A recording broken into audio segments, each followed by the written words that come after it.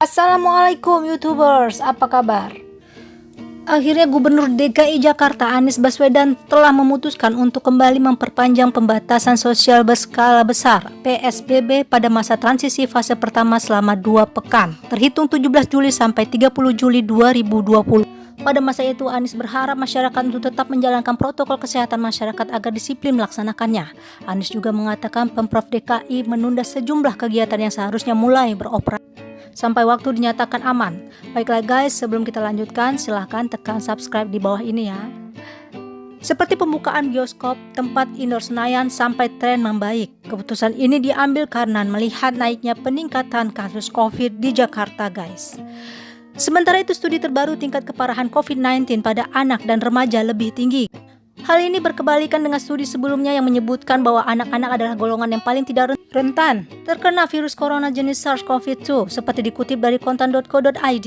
Penelitian yang dilakukan oleh sekelompok ilmuwan Rutgers University New Jersey yang dipublikasikan dalam jurnal JAMA Pediatric tidak benar bahwa COVID-19 lebih sedikit menyerang orang muda, ujar peneliti Lawrence Klein, profesor sekaligus wakil kepala pengembangan akademis dan kepala divisi pediatrik kesehatan masyarakat, mengatakan anak-anak rentan mengalami keparahan penyakit, terutama apabila memiliki kondisi kronis bawaan termasuk obesitas. Akan tetapi anak-anak yang tidak memiliki penyakit kronis juga rentan terinfeksi COVID-19.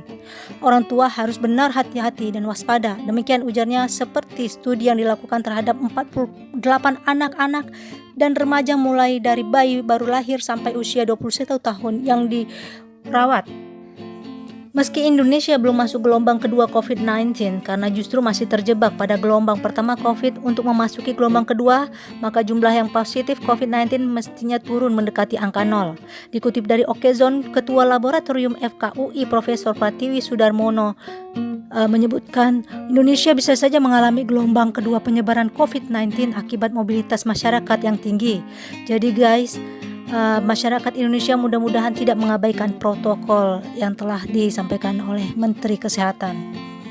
Sesuai instruksi Gubernur DKI Jakarta, hasil rapat tim gugus tugas COVID-19 DKI Jakarta akan diadakan penilangan bagi yang tidak bermasker di muka umum, terhitung mulai 27 Juli sampai dengan 9 Agustus 2020 selama 14 hari sebesar 200.000 sampai dengan 250.000. Sementara penilangan akan dilakukan Satpol PP, polisi, dan TNI atas nama gugus tugas. Proses tilang berdenda ini dan kwitansi akan menggunakan e-tilang via aplikasi PI Kobar. Dana denda akan masuk ke kas daerah sesuai peraturan. Nah guys, jadi selama 14 hari ini mari kita saling mengingatkan dan saling memberi masker, dan mari kita disiplin jika tidak ingin terkena denda ya. Masyarakat yang sudah mendapatkan informasi ini diharapkan segera menyampaikannya pada keluarga masing-masing. Handai tolan seandainya guys terjadi penilangan terhadap kita ataupun keluarga, tidak perlu ngotot ataupun keras kepala, mending kita ikuti aja aturan tersebut, oke? Walau instruksi gubernur berlaku nanti tanggal 27 Juli 2020, tapi sekarang masyarakat baiknya sudah mulai disiplin tetap gunakan masker. Meski Indonesia belum masuk gelombang kedua COVID-19 karena justru masih terjebak pada gelombang pertama COVID-19. Berdasarkan data 17 Juli 2020 tercatat ada 1.460 kasus di Indonesia, sehingga total kasus virus corona di Indonesia menjadi 83.130 orang. Total pasien sembuh yaitu 30.785 orang, sedangkan 3.309 pasien positif virus meninggal dunia yang tersebar di 34 provinsi. Kasus ini bertambah banyak di Indonesia, sementara Singapura sendiri masih berada di bawah Indonesia dengan lonjakan kasus 47.453, memiliki 321 kasus positif. Akankah Indonesia akan melampaui Cina yang saat ini jumlah totalnya mencapai 83.622 orang dengan jumlah positif COVID 41.834, sedikit jauh di atas Indonesia. Apabila tidak segera diambil langkah tegas pemerintah, maka Indonesia bisa menjadi peringkat atas yang terpapar COVID se-Asia Tenggara guys. Masalah ini dinilai Presiden Jokowi kurang ditangani dengan serius karena kerja menteri dinilai Presiden Jokowi biasa-biasa saja, padahal Indonesia berada pada tingkat kasus yang semakin tinggi. Seperti dikutip dari iNews Portal, guys, para ilmuwan yang ada di luar negeri juga memperbincangkan masalah COVID-19 yang ada di Indonesia, di mana gugus tugas seharusnya orang yang mempunyai otoritas, bukan juru bicara. Karena pentingnya data real di lapangan agar pemerintah dapat mengatasi kasus, namun PNPB mesti bisa menjelaskan sejauh mana distribusi resiko agar penanganan menjadi fokus. Respon ideal mungkin sulit didapat, tapi paling tidak ada respon kalkulatif terkait status bencana saat ini. Kementerian Komunikasi mesti ada seperti briefing yang mesti dilakukan setiap hari oleh otoritas yang terkait di sini, sehingga masyarakat benar-benar menganggap ini betul-betul suasana darurat. Contoh seperti di Inggris, institusi setempat, para menteri yang bicara langsung terjun memberi informasi setiap saatnya dengan pesan yang clear, perlu pesan yang terang dan tegas serta sederhana seperti stay at home, save life. Cuma itu, tetapi masyarakat dapat mengerti. Jadi guys, masyarakat di Inggris pun dapat memahami pernyataan kondisi darurat tersebut meski tanpa pengawalan polisi.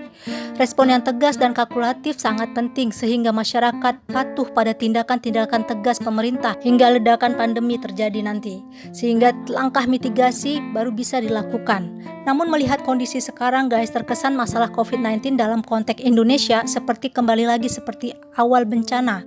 Meski negara sudah melakukan tugas-tugas mengatasinya, tapi belum juga teratasi. Sehingga menjadi pertanyaan, apakah pemerintah dan masyarakat kurang kompak dalam mengatasi bencana COVID-19 ini? Sehingga permasalahan COVID-19 belum juga mampu teratasi. Bahkan puncaknya saja belum terbaca kapan akan terjadi. Karena tidak ada satupun guys yang bisa memprediksinya.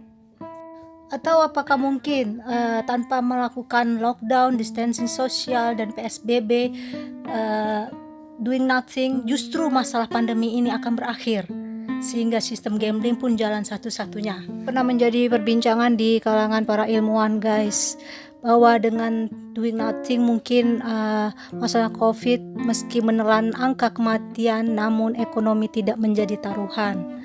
Tapi tentunya ini tidak sesuai dengan nilai-nilai kemanusiaan, tidak beretika, serta tidak beragama dan tanpa usaha. Terkesan terlalu menyerah pada nasib. Jadi ini cuma sebatas teori karena mungkin penyakit akan berakhir tetapi tidak akan menyelesaikan masalah ekonomi disebabkan negara-negara jika dilihat dari aspek pariwisata tentu turis-turis juga ragu-ragu untuk datang.